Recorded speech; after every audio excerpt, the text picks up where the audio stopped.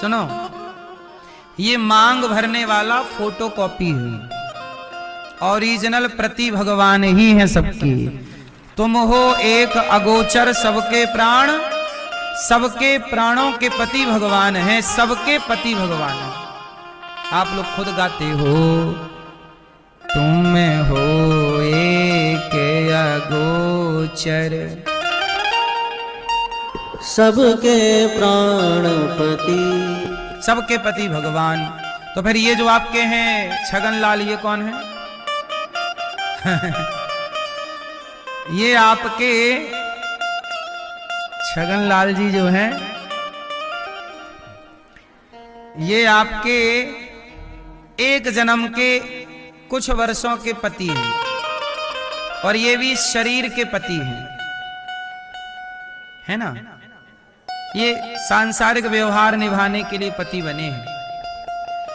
हमारे असली पति भगवान हैं। जब ये पति नहीं मिले थे तब भी हमारे पति वही थे, जब ये पति नहीं रहेंगे तब भी हमारे पति वही रहेंगे, सदा पति वही। इसलिए इन पति के संग रहो, इन पति में अपने परमेश्वर का दर्शन करो। जब तक ये पति है तो इसमें परमेश्वर का दर्शन करो, और जब ये पति उस परमेश्वर में पंच तत्वों में लीन हो जाए तो उस परमेश्वर से नाता जोड़े रखिएगा। तो ये तो देखो कुछ वर्षों के लिए हमें मिलते हैं, पत्नी थोड़े समय के लिए, पति थोड़े समय के लिए। बोलो हाँ, चूंकि संसार में सृष्टि उत्पन्न करनी है ना, बच्चे पैदा करने हैं, तो बच्चे पैदा क्या, जानवर जानवर तो क्या शादी ब्याह करते नहीं, कुत्ते बिल्ली कहां शादी करते हैं? सुना आपने कि आज कुत्ता सज के जा रहा हो, चलो आज फलानी का ब्याह है? नहीं, कुत्ते लोग बेचारे शादी नहीं कर सकते, ना बिल्ली करती, ना चिड़िया करती, लेकिन हम मनुष्य हैं, हम लोगों के अंदर धर्म है। अच्छा, कुत्ते बिल्ली क्या है, शादी के बिना ही बच्चे पैदा कर लेते हैं। ऐसे आजकल कुत्तों की तरह हमारे देश में एक संस्कार आया है, लिव इन, वो भी बिल्कुल कुत्तों से प्रभावित है। जैसे कुत्ते शादी के पहले बच्चे कर लेते हैं, कुत्तों में शादी वादी होती नहीं है, ऐसे आजकल लिव इन वाले भी कह रहे हैं शादी नहीं करेंगे, वो कुत्ते वाला सेटअप ठीक है उनका। तो ये तो कुत्ता बिल्ली वाला कल्चर है, हमारे देश के कुत्ते रहते हैं ना लिव इन में, तो आजकल लोगों को इंसान से कुत्ता बिल्ली बनना है तो बन रहे हैं बेचारे। लेकिन आप और हम धर्म वाले हैं, तो जिस पुरुष से बच्चा पैदा करना हो उससे पहले विवाह करना पड़ेगा, उस स्त्री से पहले विवाह करो, विवाह करो, अग्नि साक्षी मानो, अग्नि के फेरे करो, परिक्रमा करो, मंत्र उच्चारित होगा, ईश्वर की साक्षी होगी, पहले विधान से विवाह होगा, जो आपके योग्य वर है, वधू है, उससे विवाह करो, फिर संतान उत्पत्ति करो, क्योंकि संतान उत्पत्ति के लिए ये सारा, और आपको पत्नी पति बनके यज्ञ का अधिकारी बनना है, इसलिए ये सब होता है।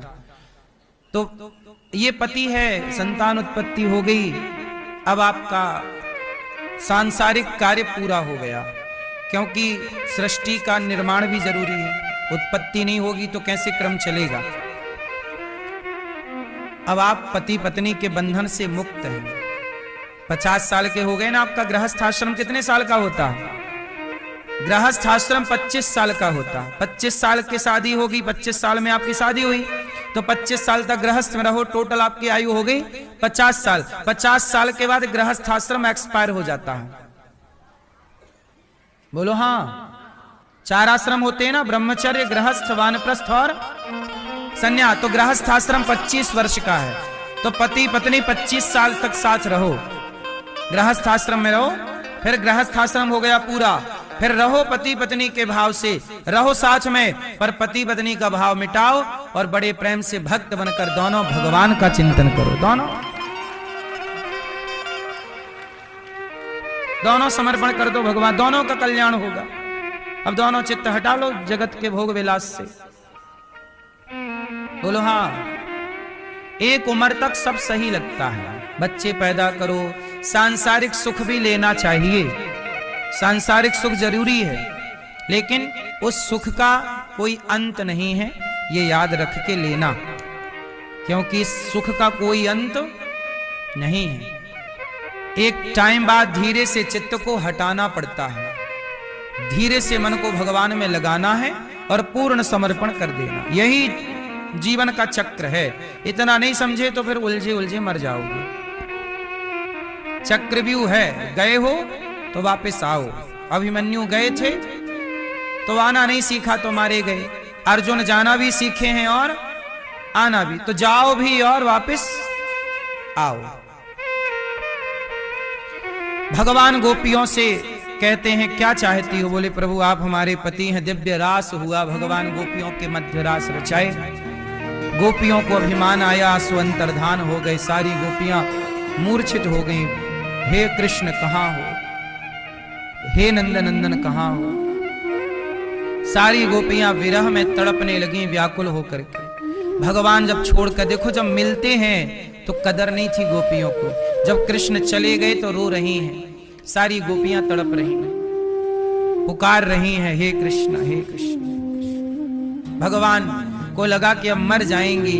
जयति तेधिकम जन्मना ब्रजः, गोपियों ने गोपी गीत गाया, अब मर जाएंगी, उनके मृत्यु ना हो इसलिए भगवान प्रकट हो गए और प्रकट होके दिव्य महारास रचाए।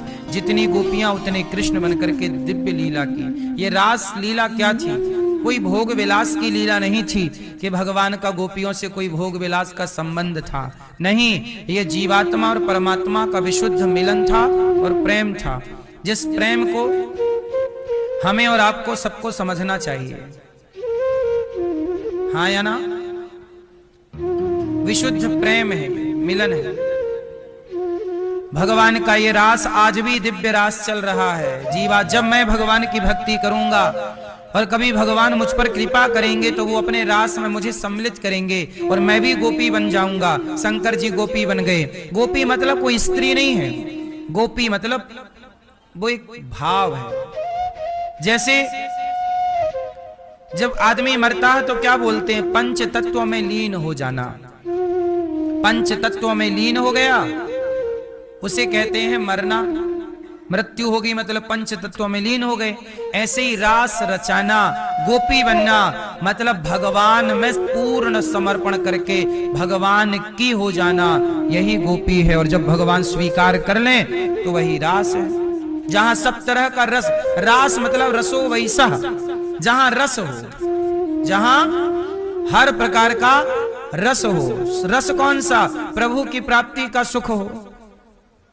कई तरह के रस होते हैं, तो भगवान की प्राप्ति का, जैसे किसी को कीर्तन में रस मिल रहा है, किसी को कथा में रस मिल रहा है, किसी को भगवान के मंदिर में दर्शन में रस मिल रहा है। तो सब प्रकार के रसों की पूर्ति रास में होती है। तो जहां रसों की पूर्ति हो से रास कहते हैं।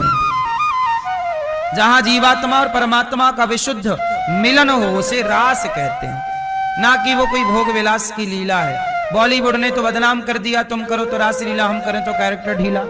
तो रास लीला को कैरेक्टर ढीला से बॉलीवुड ने जोड़ दिया, जबकि कैरेक्टर ढीला और रास लीला ये दोनों का कोई मेल मिलाप? क्या कृष्ण का कैरेक्टर ढीला है? तो रास लीला को कैरेक्टर ढीला से बॉलीवुड ने काहे जोड़ा? और जब जोड़ा तो आप लोगों ने स्वीकार क्यों किया? क्योंकि आपको पता नहीं है।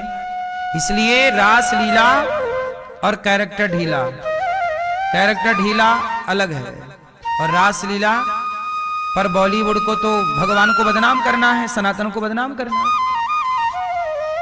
इतनी सफाई से उन्होंने सेंटेंस गा दिया कि आप लोग चिल्लाते हो, आपको पता ही नहीं कि आप क्या कह रहे हो। रास लीला क्या हुई थी? ये भक्त और भगवान का, कृष्ण कौन है? गोपी। शंकर जी बोले पार्वती जी गोपी बनाओ। अब जिस रास में शिव गोपी बनकर आए हो तो क्या वहां कोई भोग विलास रहा होगा? भोग विलास रहा होता तो शंकर जी काहे को आते? वो शंकर जी जिन्होंने कामदेव को तीसरी आंख से जला दिया। काम को जलाने वाले शिव कह रहे हैं कि मुझे गोपी बन के जाना है, और आए उस रास में। आज भी वृंदावन में गोपेश्वर महादेव विराजे हैं, गोपी। तो ये रास मतलब नारद जी गोपी बनकर आए, हनुमान जी गोपी बनकर आए, शिव जी गोपी बनकर आए। आप भी जाते तो गोपी बनकर। गोपी मतलब साड़ी पहनना नहीं है, गोपी का मतलब है गोपी का भाव। जहां कोई, गोपी कौन है? गो मतलब इंद्रियां, पी मतलब पीना, जिनके अंदर कोई वासना ना हो, जो निष्काम है वो सब गोपी हैं। जन्म जन्म की तपस्या करने वाले वो संत जन गोपी बनकर प्रकट हुए। भगवान ने लीला रची, सबको आनंद दिया। सुदर्शन शंखचूड़ नाम के दैत्य का उद्धार किया। सब गोपी, जितनी गोपियां उतने कृष्ण बनकर रास लीला हुई, जितनी गोपियां उतने कृष्ण। अब बताओ ये लीला कोई मानव कर सकता है?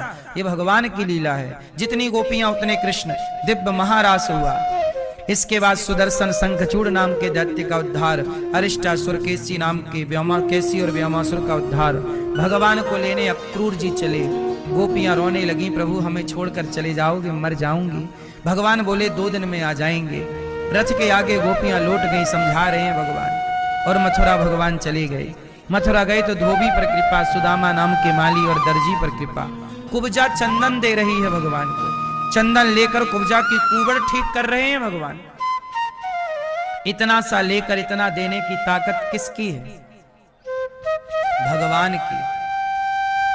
सुदामा से इतना सा लिया, इतना कुछ दे दिया। कुब्जा ने क्या दिया? चंदन। ये कुब्जा कौन है? पिछले जन्म की सूपनखा। राम से कहने आई थी आप बहुत सुंदर हो, ब्याह कर लो। राम जी ने तब इसका प्रस्ताव स्वीकार नहीं किया, लेकिन आज ये कुब्जा बनकर आई और भगवान इसका चंदन स्वीकार करते हैं। अच्छा, सूपनखा कैसी भी थी, लेकिन चाहती तो राम को ही थी ना। तो राम को चाहना गलत कहाँ है? क्यों गलत है राम को प्यार करना? सूपनखा कह रही है मेरे से ब्याह कर लो। राम जी बोली अभी नहीं। वही कुब्जा बनकर आई। कुब्जा की कुबड़ ठीक की भगवान ने। इतना सा चंदन लिया और उसके बदले कुब्जा की कुबड़ ठीक कर दी। मेरे कन्हैया इतना सा लेते हैं तो इतना कुछ देते हैं आपको। इसलिए कहता हूं कि भगवान की लेनगी कम है और देनगी